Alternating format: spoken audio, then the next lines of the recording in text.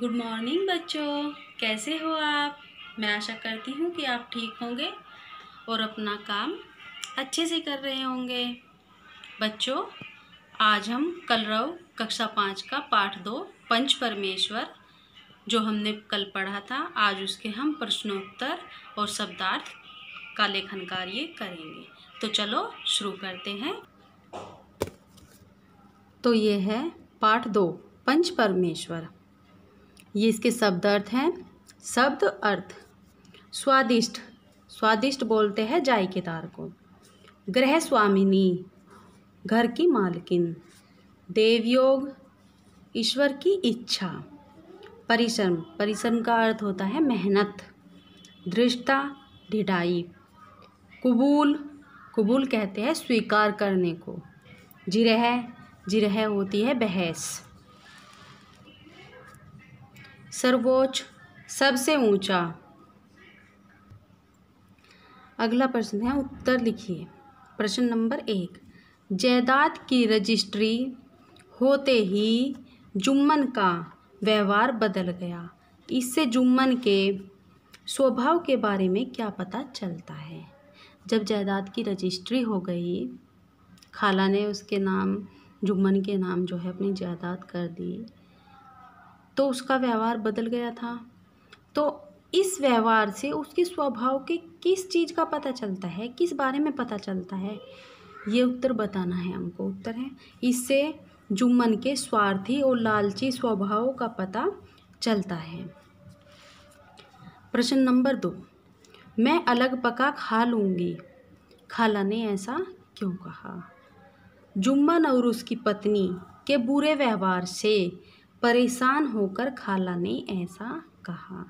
जब खाला जुम्मन और उसकी पत्नी से बहुत परेशान हो गई, वे समय से खाना भी नहीं देते थे, बुरा व्यवहार करते थे, लड़ाई झगड़ा करते थे उसके साथ, तो खाला ने परेशान होकर ये कह दिया कि भाई मैं तो अलग पका खा लूँगी। अगला प्रश्न देखते हैं, जुम्मन ने खाला को रोटी कपड़ा देना क्यों कबूल किया। खाला की जायदाद प्राप्त करने के लिए जुम्मन ने खाला को रोटी कपड़ा देना कबूल किया था। अगला प्रश्न देखते हैं, फैसला सुनते ही जुम्मन सन्नाटे में क्यों आ गए। उत्तर, जुम्मन ने सोचा था कि अलगू उसका मित्र है, इसलिए वह उसके पक्ष में ही फैसला देगा, परंतु ऐसा नहीं हुआ, इसलिए फैसला सुनते ही जुम्मन सन्नाटे में आ गया। प्रश्न नंबर 5, सरपंच का आसन ग्रहण करते ही जुम्मन के मन में कौन सा भाव पैदा हुआ। उत्तर, सरपंच का आसन ग्रहण करते ही जुम्मन में अपनी जिम्मेदारी का भाव पैदा हुआ।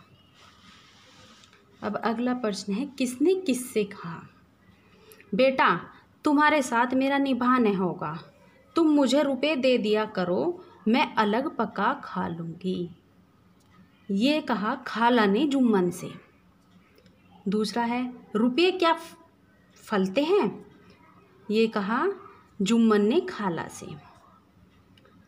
तीसरा प्रश्न है, शेख, जुम्मन, हम तुम पुराने मित्र हैं, मगर इस समय तुम और बूढ़ी खाला दोनों हमारी निगाह में बराबर हो। अलगू चौधरी ने जुम्मन से ऐसा कहा। आगे, भाई,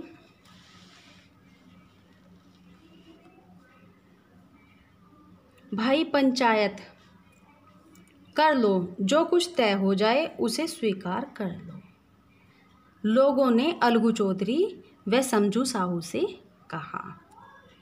आगे, समझू के लिए उचित है कि बैल का पूरा दाम दे।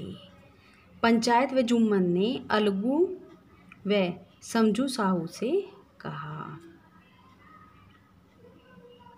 अगला प्रश्न, पंच ने किसी के दोस्त होते हैं न किसी के दुश्मन, खाला ने जुम्मन से कहा। अगला प्रश्न है,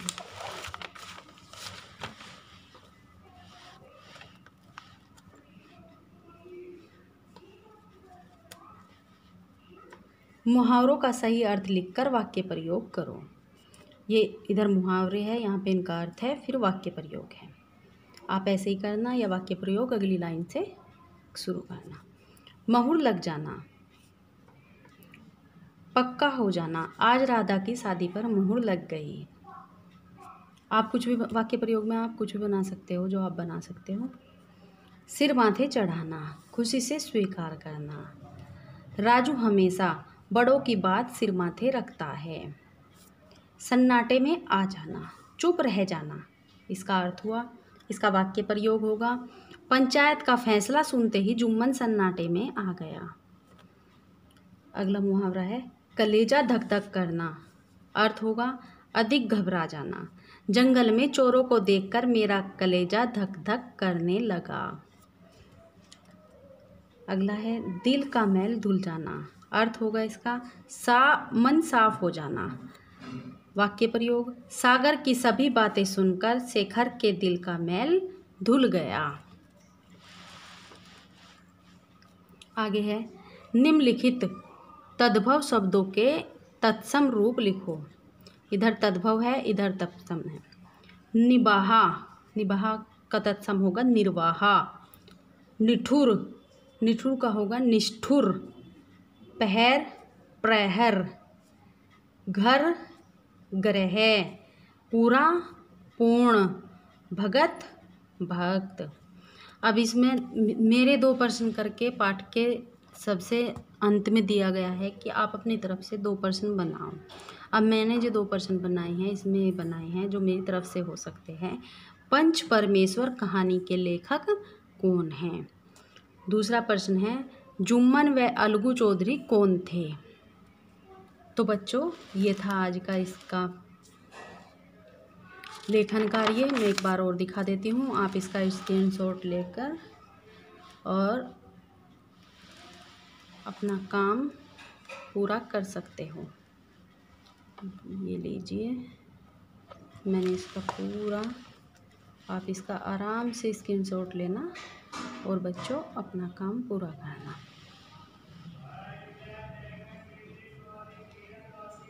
अगर इस वीडियो में कोई गलती लगे तो आप मुझे कमेंट करना, मैं उसको अगली वीडियो में पूरा करने की कोशिश करूँगी।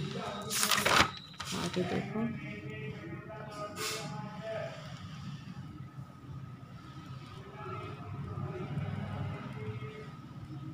ठीक है।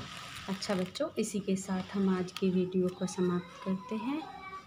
फिर मिलते हैं एक नए पाठ के साथ, नई वीडियो के साथ। तब तक के लिए बाय बाय। खुश रहो, स्वस्थ रहो।